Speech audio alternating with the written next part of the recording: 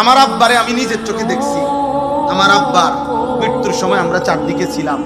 আমার আব্বার হাতের এখানে এই জায়গার মধ্যে একটা ক্যানালা লাগা ছিল। আমার আব্বারে ডায়ালাইসিস করতে হইতো, কিডনি ডায়ালাইসিস করতে গিয়ে এখানে একটা স্থায়ী ফিস্টুলা লাগায় দিছে।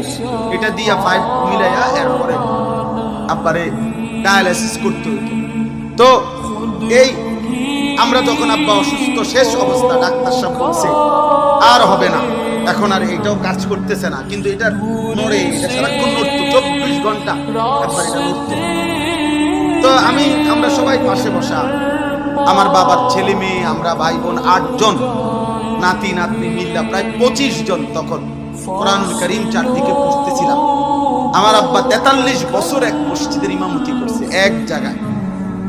তো আব্বার একটা নাতনি, আমরা ভাই বোনের একজন নাতনি আব্বার, সে তখন শুধু আমফারা শেষ করছে 30 নম্বর পাড়া।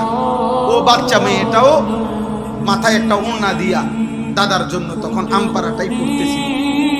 এইভাবে বাবার চারদিকে আমাদের বাসায় কোরআন শরীফ পড়া অবস্থায় এই হঠাৎ করে আমার বড় বোন বা কেউ একজনের আব্বার এই খাটটার নিচে বসা ছিল, হঠাৎ করে কাইদা দিয়ে বাবার এটা থাকে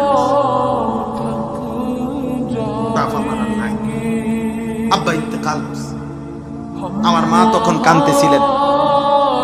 আমি তখন বলছিলাম, মা, আমার আব্বারে কবরে যদি ফেরেশতা প্রশ্ন করে মান রব্বুকা, আলী আশরাফ তোমার রব কে, আমি নিশ্চিত আমার বাপ বলবে